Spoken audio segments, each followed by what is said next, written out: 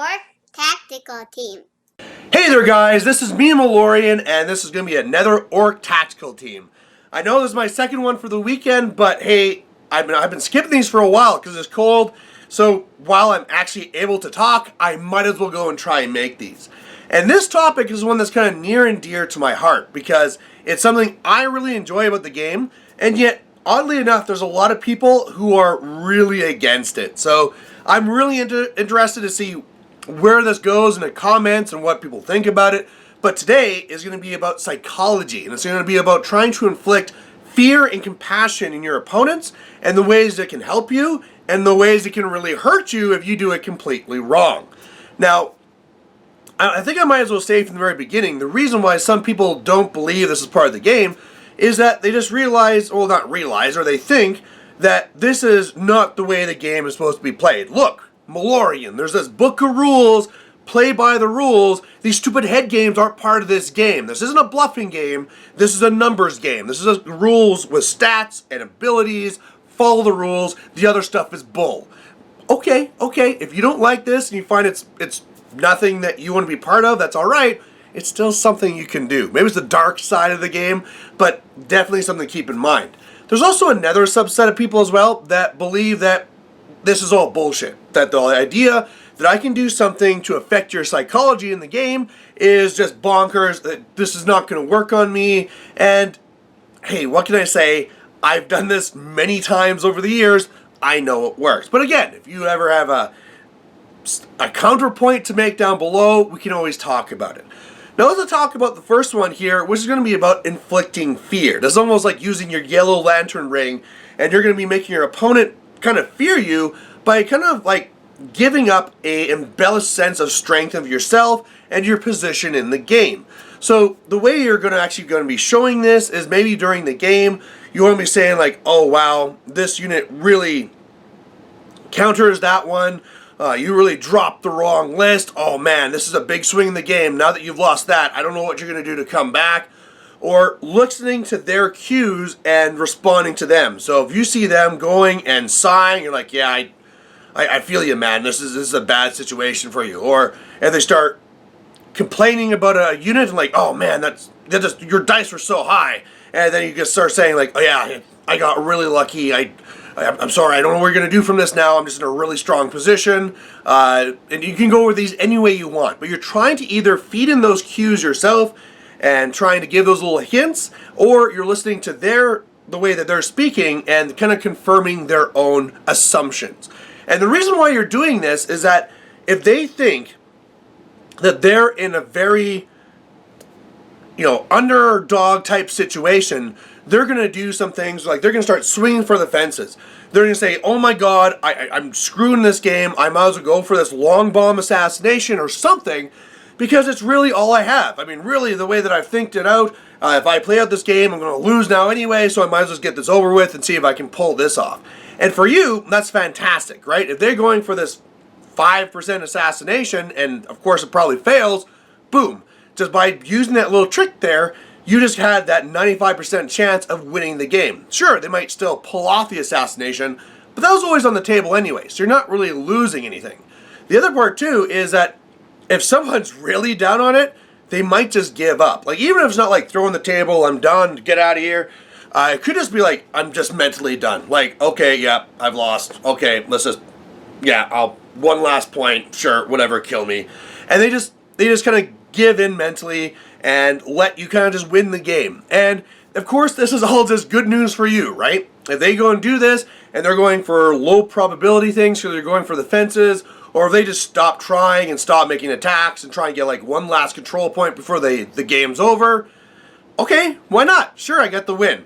Now, the times when you want to use this is when you look at your opponent and you realize there's someone with either a lower understanding of the rules, and so they don't really understand the situation that they're in, because that's where you're going to be able to skew their perception, or two, when they kind of have low confidence. Maybe they came off the last game and they got like this big assassination off against them, so they're kind of down in the dumps. They're like, oh man, I always lose, and now you just kind of like ride that wave. But that's the type of person that you want to be focusing on this. Someone who has, at the time, some low confidence, somebody who obviously who trusts you. If they didn't trust you, if you say these things, they'll be like, oh, whatever, buddy. But that's where you want to go after. What you don't want to be doing this against is someone who is very confident and very knowledgeable, because this is what happens. If you go into a game and you say, oh man, yeah, this is a really bad matchup, you dropped the wrong list, they're going to say, no, I didn't. Look, this is the matchups. No, you're in a lot of trouble here.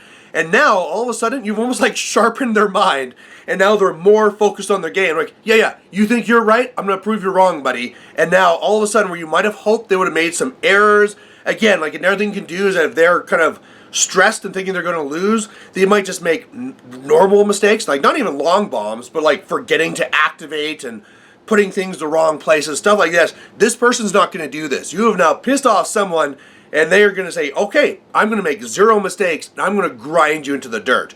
So you have to really make sure you use this on the right person, otherwise it's going to go really, really bad. So now, the other side, if we're not going for fear, the other one now is compassion. Now we're talking about like that indigo ring, and now you're the indigo lantern type thing, and now you're going to be going for compassion. And this is almost exactly the opposite. Whereas before you're trying to show off like perceived strength, now you want to be showing off perceived weakness. You want to be showing that, hey, your stuff is a lot better than mine. I'm in a really bad spot here. Oh man, I can't believe this. Well, I guess I lost again. And here's the reason why. If you're up against a person and you're making them feel that they're in a very vastly superior position, well, they're going to start relaxing. They'll be like, yeah, I am in a really good position. All right, well, let's just kind of goof around because I'm going to win anyway. You know, normally I'd make sure that these are all carefully measured, but I'm going to win anyway. I'll move the stuff up here. You know what? I might not even attack that guy. Whatever. This is the real focus. Like you said, I'm going to win on scenario anyway, so who needs to kill these guys? Okay, go, go, go. And those, like almost like a dulling of the senses, that's what you want. You want them to be playing a worse game because they're kind of feeling bad for you. I mean, if you really push it, it might be a thing where like, oh man, this guy's having a really rough day. Maybe I'll let him get a few more points. Maybe I'll let him kill a little bit more stuff. And it depends how far you want to push that, but it can really work to your favor. Now, again, how are you going to be doing this is, again, either playing off of what they're saying or putting in subtle hints yourself, depending on how the flow of the conversation is going. You can be throwing some things in there, like when you drop your list. Oh, okay, you dropped that one. I'm in a lot of trouble. I play this one a lot of times, this matchup, and I always lose. Or going in and saying, like, oh, I have no idea what this caster even does. No, don't tell me. I'm just going to find out as we go along. Or something like, oh great, now I put this in completely the wrong spot. Yeah, you're going to win for sure. Or as they're trying to say things to you, oh, these guys are totally going to crush them. And even if they're wrong, just be like, yeah, they're totally going to crush me. Oh, I'm going to win this next turn for sure in scenario. Yeah, you got this for sure, buddy, absolutely. And you're kind of like playing off them. Now, who do you want to be doing this to? Well, it's actually exactly the opposite of the fear side. So the people who are going to be coming at you, and they're very confident, they're the people who really know the rules, well, they're the people that you want to be going to the compassion to. So when they come in, they can feel superior, and they can feel in that position of control, and then you can try and dull that a little bit to give yourself an advantage. What you don't want to be using against is now that opposite. The person who's coming in, who's now like has the low confidence, because all of a sudden they might think like, oh, I have an advantage here, and it's now making them focus, saying, oh, maybe I can do more stuff here. I've been having such a bad day, but maybe if he's right and this is a good situation for me, what can I do here to really do this? Or almost it could be a thing where, you know, you don't want to think like, oh, I don't want to lose this game and feel the shame of losing. If this is really such a good situation for me, it would really be shameful to lose this, so I got to make sure I do everything right. So again, choosing the right tactic for the right type of person is really, really important.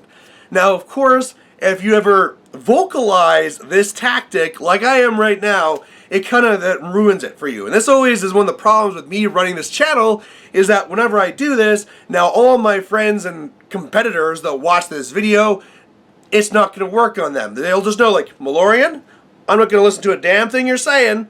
I'm just going to play my best. And really, if that's what you're trying to take away from this video, that like, well, wait a second, what if other people are doing it to me? Maybe I'm not going to be using it to others, but what if people are actually trying to do this to me? I think the real thing to say is that always be playing your game. Don't let whatever they say alter your judgment. If you're coming to the table and you think, okay, this is my game plan, do that game plan. If they're trying to talk down and saying that you have a big advantage or the other way around, don't let that change anything, because that's where you're going to fall into mistakes, right? I think almost all of us vets have done that, where we go into a game and you play this guy that says he's new and doesn't know the rules well, so you don't really play your A game, and then all of a sudden they end up beating you, and it's like, oh, wait a second, did you just pull one over me? So just don't let that happen to you. Play your game. Unless it's something where it's like, okay, this is a practice thing, I'm going to be bringing this level down. No. If this is a tournament and this is going to be serious time, just don't listen to what they say.